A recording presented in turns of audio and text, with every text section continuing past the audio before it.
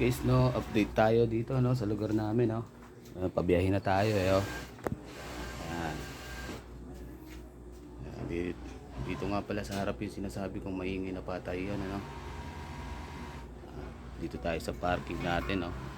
Maririnig nyo kung gaano kaingay yung batahian nila. Anong oras na ba? 10:03.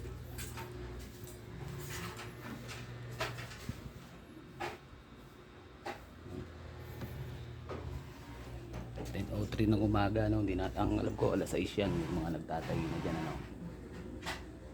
Araw-araw yung ano na yan para sa akin kaperwisyon, pati yung paninigarilyo dyan sa daan, araw-araw yan yung kaperwisyon nila na yan, no. So sabi nila doon na daw sila nagtinigarilyo sa may tindahan, doon din naman sa daanan din naman yun. Kapag dumaan ka, ano mo rin yung sigarilyo nila. Yung number 1 na reklamo natin dyan, yung ingay ng makina, no, saka yung paninigarilyo. Araw-araw po yan. So babiyahe na tayo, update tayo ngayon alas 6 ng umaga, no. Paalis na tayo, no. Ito nga, dadalhin ko pa yung mga tubigan ko sa tubigan para dun sa ano, inaminan, ano. Kita nyo yan, kahit saan kayo pumesto dito sa loob ng bahay namin, narinig yung ingay ng mga nakakaperwis, yung ingay ng makina na yan, ano. Araw-araw yan, 6 ng umaga hanggang mamayang gabi yan. So, pag dumating tayo dito mamaya ng alas 6, alas 7, pag nakauwi tayo, mag-update ulit tayo, no. August 4 ngayon, ano. August 4, 2025, maghaharap ulit kami sa barangay ng August 25, ano. Holiday nga lang yun, hindi alam ng mga lupon, eh. Ewan ko lang kung meron yun, pero August 25. Pakinggan po natin, oh. Dito tayo banda sa pituan.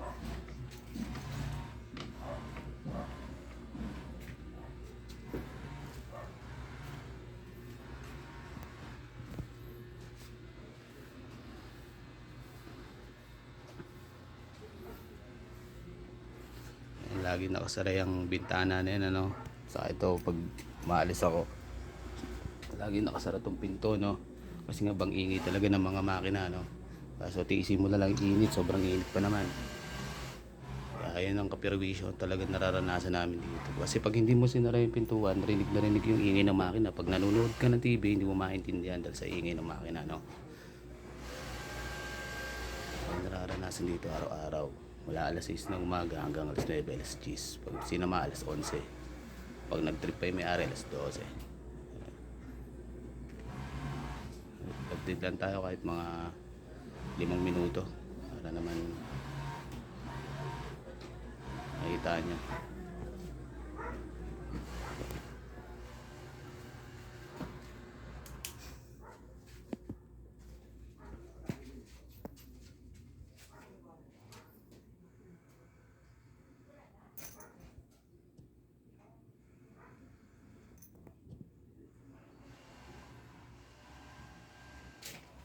Dito tayo sa dulo, ano. Ito yung asawa ko, ano. Buti na lang uwi na to ng Tarlac, mga isang buwan siya doon, makakaligtas siya sa araw-araw na kaingayan at kaperwisyon ng patahian, ano. Amin dito sobrang init sa loob, pero mapipilitan kang isara yung pinto o yung bintana dahil nga sobrang ingay. Kaya pag nakabukas yung ano, pintuan, dito tayo sa pinakadulo. Ayan.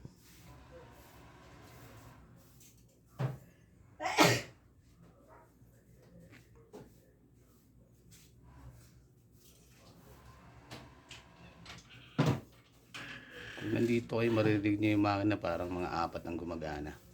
Hindi ko pa sure kung 4, basta 4 or 6 or 6 yan dyan nasa labas nila, eh.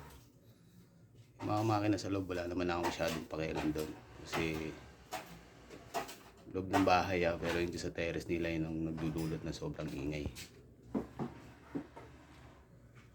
Eh sabi nga ng mga lupon, pwede daw yan. Pwede daw yan kasi may batas nga daw dyan na pwede mapahig na maingay mula umaga hanggang gabi. Sabi ng mga lupon taga Pamayapa. So kaya kailangan ko talagang itaas yan para malaman natin kung totoo ba yung sinasabi ng lupon taga Pamayapa na pwede yung maingay mula umaga hanggang gabi. Kasi para sa akin kaperwisyon yan.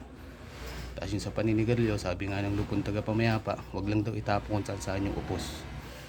Eh sa daanan ng ninigarilyo yung may-ari sa kay mga tauhan niya Kaya kailangan ko talaga itaas para malaman kung tama ba yung reklamo ko o hindi. Sa tingin ko naman may katwiran ako. Kasi ingay naman talaga araw-araw yan. Dito tayo ngayon sa parking. Yung bahay namin maliit lang yan siguro mga 20 square meters lang, baka wala pa. Kasi nga 30 square meters lang lahat ng lupa ko. Hindi ko pa sinakop yan kasi may mga motor. Kung sinakop ko pa ito mismo di rinig na rinig lalo yung ingay nila. Kung dito kami nagsala, kawawa talaga. Ayun po yung nararanasan namin dito araw-araw Pero sa barangay naman nakasampa na yung reklamo ko doon. Tayin ko na lang makakuha ng CFA para kung sakali maidemanda ko sila. Sana nga maidemanda ko para matigil yung kaperwisyo na araw-araw. Dito na lang kasi babiyahin na tayo. 6 na minuto na yung video.